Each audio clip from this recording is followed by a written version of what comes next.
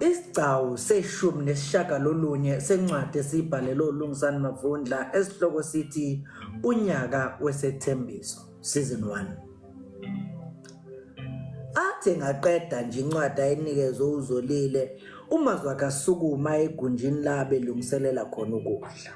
Avula isiqandisi maqede athela isiphuzo esibandayo engilazini embili abuye anikeze uZolile yodwa ahlale phansi.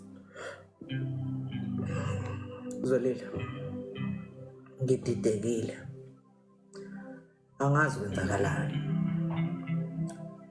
Igameko zakamuva zingishiya ngikemile nje, ngingazi noma lokho engithi ngiyakwazi futhi nginesiqiniseko sakho kuyikhona yini.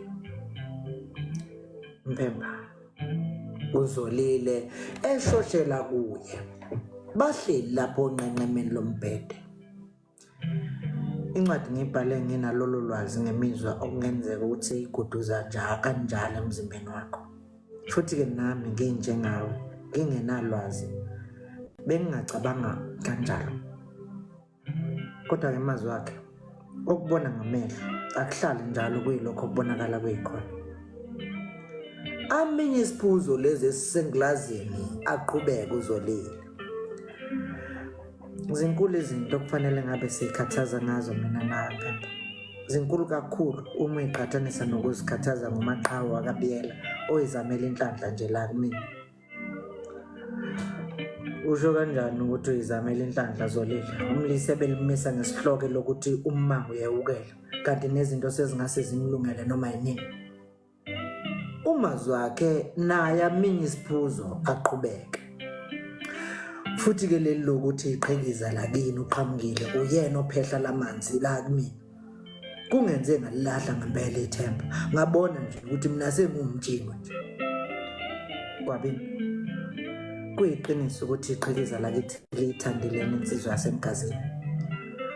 Kodwa phela ungakhohlwa Sompisi ukuthi udadewethu akanalwazi lokuthi mina sekukhona umuntu engihlekisana naye. Kuyena kufika isoka futhi elisesimene esikahle ukuthi lingathandana nodadewabo omncane. Nawe uyena bewungenza okufanayo.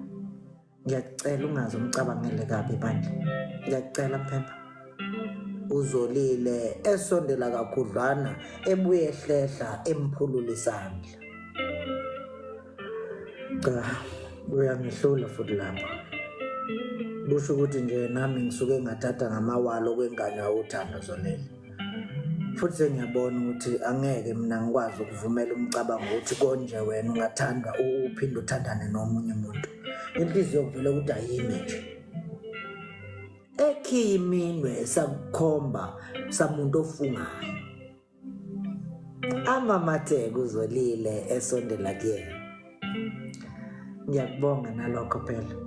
Kimina kusho ukuthi ngokhetheke kakhulu enhliziyweni yakho. Mazwakhe, ngiyaxolisa kakhulu. Ngixolisa kakhulu ngokwenzeke ngempela sonke. Bengisiyona inhloso yami ukwephula inhliziyo. Kudlula ingilosi. Emva kwesikhashana uMazwakhe elulela uZolile izandla ngelokufuna ukwemukela. Azelule nezakhe zombili uZolile emamatheka ekhophoza. Babambane behlele embhedeni bebukana emehlweni.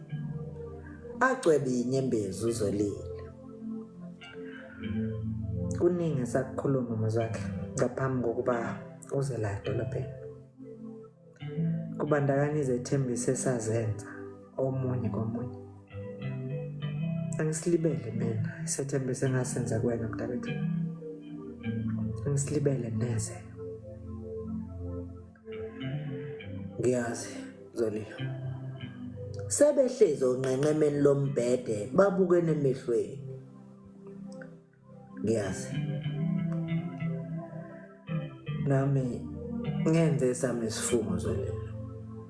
Kanti ke isifungo sami engasenza khize sasingabhekile nje kuwena kuphela. Kodwa ngangisenza nakumina qobo lami. Kusho ukuthi ke kodwa imango umuntu ayiwelayo ngalokho kwehlukana nobubanzi bebanga phakathi kwethu kusinikeza inselele ezingaphezulu kwethu kwesinye isikhathi. Bese ukudideka nokulahla ithemba kuzona kuyiphilise ngokuhlupheka kwethu. Uzolile embamba isandla. Mazakhe, ungakhohlwa mntana womuntu. Ungalibali mntanethu. Unyaka wakho wokuqala sewuyela ngasemaphethelweni.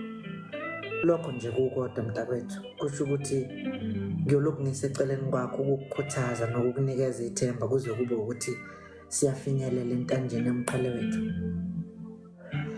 Phela Mazakhe, mina ngiyazi ukuthi kuba kwakho la kunenzuzo kithina sobabili. Izithelo zokubekezela kwami nokuthembeka kwakho ziyoba isivuno esiyothokozela nayi izizukulwane eziyovela kulo muzi esiwakhaya. Ngiyakuthanda phela lihle. Ngiyayifela ngawe Mazakhe wami. Amamateko Mazakhe. Nami ngiyakuthanda Nkunezi wami omuhle. Ngibonga nje nalokho ukuthi uhlale njalo udondolo lwami lokuqhubeka nala ngiqhubeka ngixegelwa amadolo.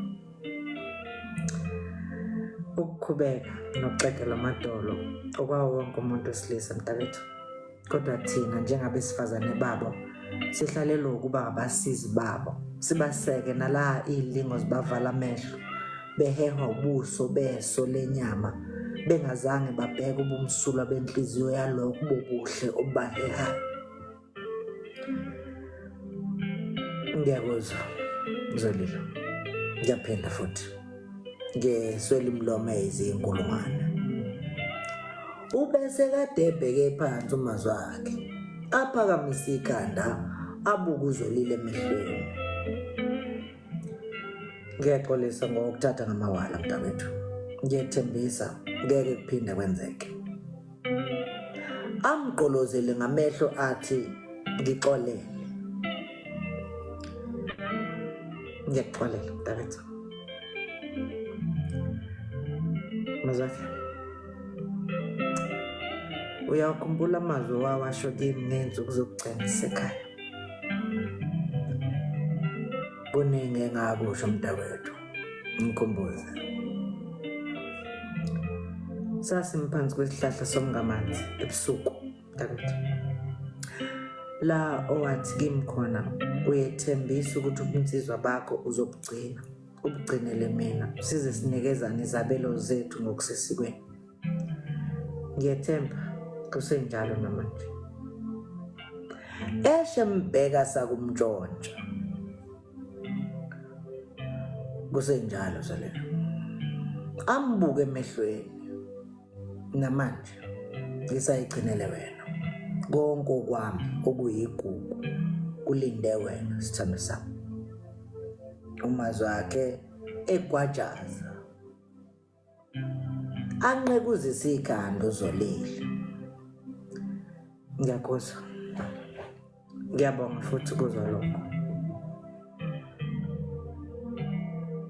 Sompisi. Ubani uphele?